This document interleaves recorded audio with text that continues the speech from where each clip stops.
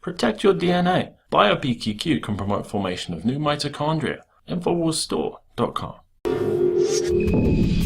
Most of you probably know right now that the global elite have a long history of rigging and fixing elections. Remember, it was Joseph Stalin who once said, "Those who vote decide nothing. Those who count the vote decide everything."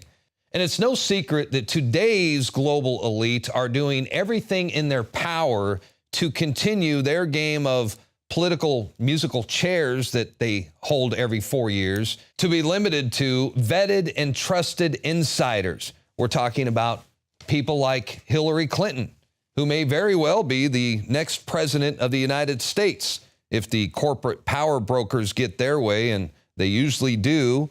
And if not Hillary, well, you can bet it'll be someone on the Republican side of the one-party system who is equally corrupt. The trick is getting all you to believe that you actually have a choice. Now, it's always interesting to take a look at the candidates, especially the front runners, and see how both sides are funded by the very same groups who own 90% of the media. Almost everything you watch, everything you read or listen to on the radio is owned and controlled by only, well, a small handful of these powerful mega corporations. And we just learned, for example, that the TV news networks, CNN and MSNBC, they have lobbyists that are fundraising for Hillary Clinton's campaign. Well, no big surprise there. In fact, a lot of people have started referring to CNN as the Clinton News Network, especially after their presidential debate, which turned out to be a total Hillary love fest, complete with Bernie Sanders coming to her rescue over the deleted email scandal. The American people are sick and tired of hearing about your damn emails. Thank you. Me too. You know? No, Bernie, you are wrong. Not all Americans are brain-dead liberal zombies. Most of us want justice. We demand justice, and we want the investigation to continue. I wonder if Bernie Sanders, sometimes I think he's trying to position himself as Hillary's vice president. Maybe that's what he's doing. Maybe that's why he's kissing her ass. Look, they don't want you to think about Benghazi. They want you to move on.org and forget about it. Meanwhile, you can always catch Hillary Clinton on Saturday Night Live, where I guess they say she was pretty funny and somehow was magically able to look about 20 years younger than she really is.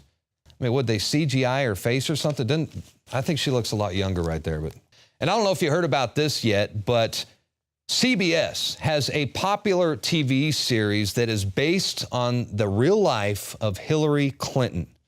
It's called Madam Secretary, and this was during her time as Secretary of State. It stars Tia Leone as Hillary's lookalike, a much better looking Hillary Clinton. And this is a total propaganda series for Hillary.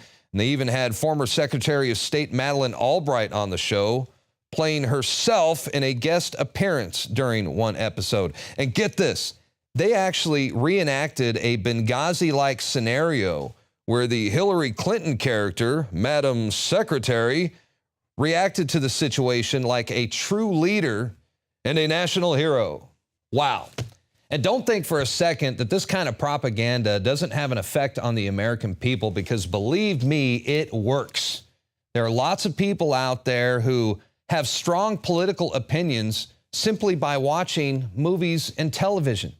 And when they cast their vote for Hillary, it's because they liked her on SNL, or they learned to trust her on CBS's Madam Secretary. I mean, it's true. That's how it works. And I tell you what, Hillary, she wants you to live in the land of make-believe. She says that Madam Secretary is her favorite show. I bet.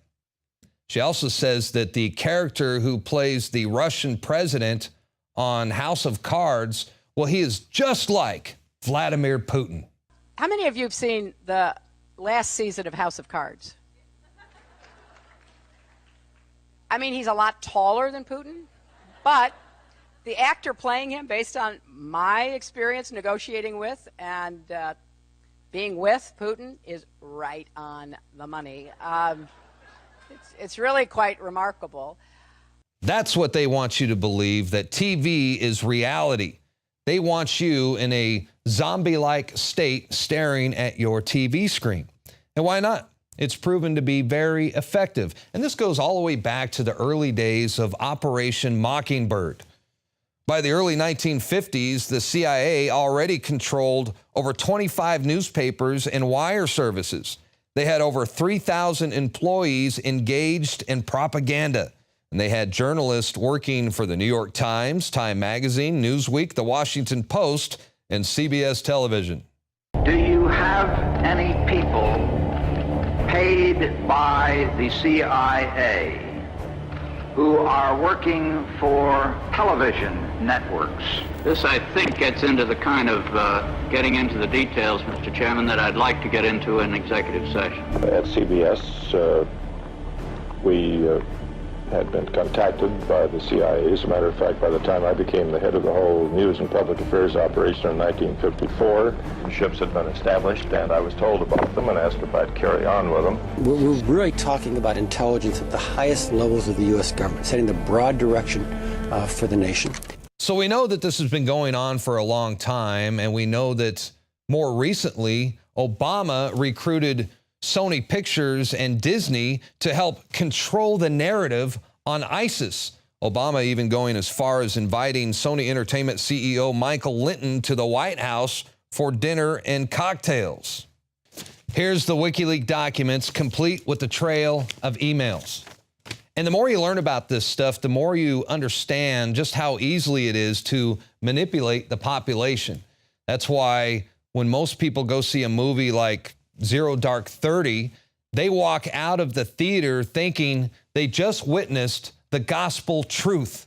Little do they know that the writer for Zero Dark 30 has deep connections to the CIA, and he was recruited by the State Department.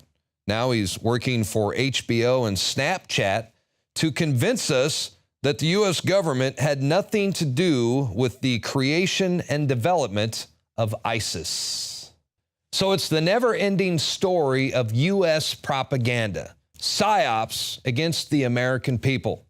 And George W. Bush used to do it through the use of prepackaged video news releases. Remember that? VNRs. The Pentagon would produce their own news clips and then pass it on to the networks to be run on television as actual, real news stories. Mr. President, earlier this year you told us you had ordered your administration to cease and desist on payments to journalists to promote your agenda. You cited the need for ethical concerns and the need for a bright line between the press and the government. Your administration continues to make the use of video news releases, which are prepackaged news stories sent to television stations, fully aware that some or many of these stations will air them without any disclaimer that they are produced by the government. Comptroller General of the United States this week said that raises ethical questions. Does it raise ethical questions about the use of government money to produce stories about the government that wind up being aired with no disclosure that they were produced by the government? There is a Justice Department opinion that says these pieces are within the law so long as they're based upon facts, not advocacy. And I expect our agencies to adhere to that ruling, to that Justice Department opinion. This has been a long-standing practice of the federal government. Just looking at old George W. sure brings back memories, doesn't it? And I think it's funny how most Bush supporters, they can't stand Hillary Clinton or Bill Clinton. And most people who support the Clintons, they hate the Bush family. But I'm going to let you in on a little secret. And this may come as a shock to some of you, so get ready. Here it comes. The Bushes love the Clintons. You heard me right. I mean, they are very close friends. They hang out together all the time, and they're family. If you don't believe me, just ask Barbara. He thinks of George a little bit like the father he didn't have. And he's very loving to him. And I really appreciate that. So there you go. But does Barbara love Bill Clinton? I love Bill Clinton. Okay, so she loves him. That's what she said. And remember, it was George W. Bush who said that Bill Clinton is his brother from another mother, and that makes Hillary Clinton his sister-in-law. You've often referred to Bill Clinton, and you talked about his relationship with your father and how it developed, and your mother as well, and he's your brother from another mother. What does that make Hillary Clinton to the Bush family? My sister-in-law. So these guys are all in it together, and they are in it to win it. Your choice between a Republican and a Democrat is a total fraud.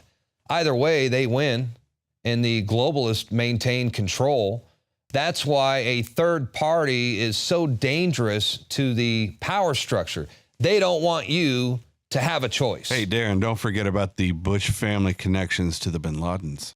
I hear you, and it's a lot for some people to digest right now, but I'll even take it a step further and talk about Prescott Bush, who is the father of Bush Sr. and the grandfather of George W. and Jeb.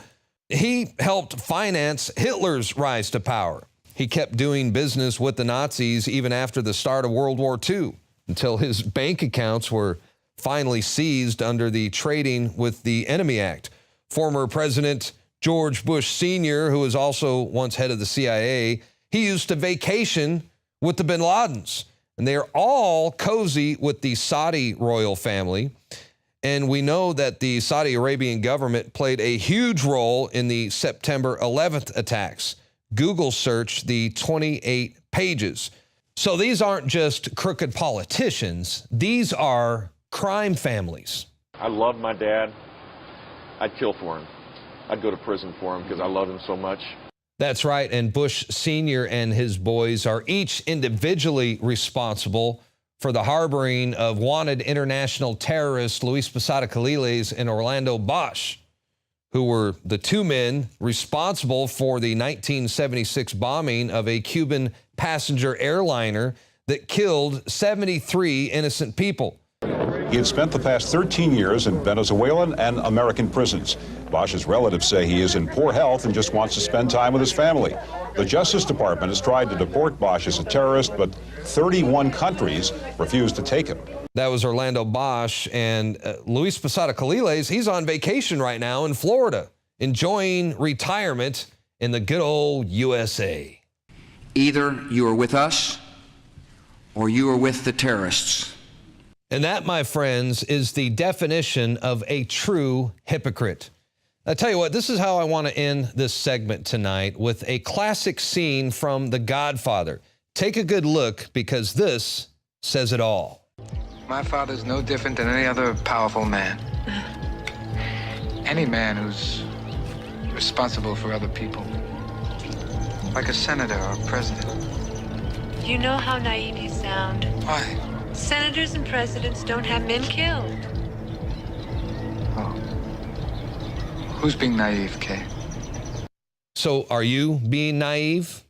Break the matrix, then break your silence and join the Infowar.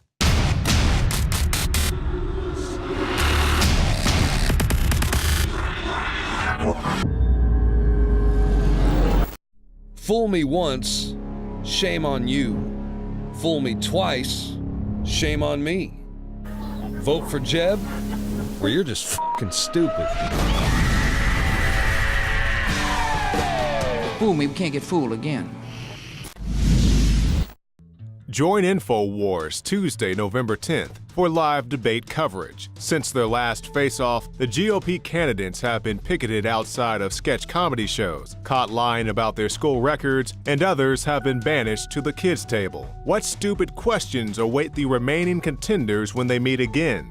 Donald Trump, are you a comic book villain? Ben Carson, can you do math? John Kasich, will you insult two people over here? We have $19 trillion in debt. We have people out of work. We have ISIS and Al-Qaeda attacking us. And we're talking about fantasy football? Can we stop? Can pundits put aside their disdain for the participants and focus on real issues? How many times can Ronald Reagan be name-dropped in 2 hours? Will someone wear a Hillary for Prison t-shirt? All will be revealed Tuesday, November 10th, starting at 7 p.m. Central, as Infowars enters into another episode of Political Science Theater 3K. The globalist social engineers are not just targeting us with propaganda. They are manipulating our genetics. We are being targeted at every level by estrogen mimickers that lower our testosterone and other hormones and natural compounds that the body needs. The key is to be aware of this attack and to fight back against it. After consulting top doctors, nutritionists, pharmacists, and others, we have developed what I believe is the ultimate non-GMO organic super male vitality formula, sourced from powerful organic herbs harvested around the planet and then concentrated for maximum potency. I've always believed in nutrition and herbs. Super Male Vitality was developed to activate your body's own natural processes instead of using synthetic chemicals. Super Male Vitality by Infowars Life is so powerful that I only take half the recommended dose. Visit InfowarsLife.com today to secure your Super Male Vitality and other powerful products from Infowars Life.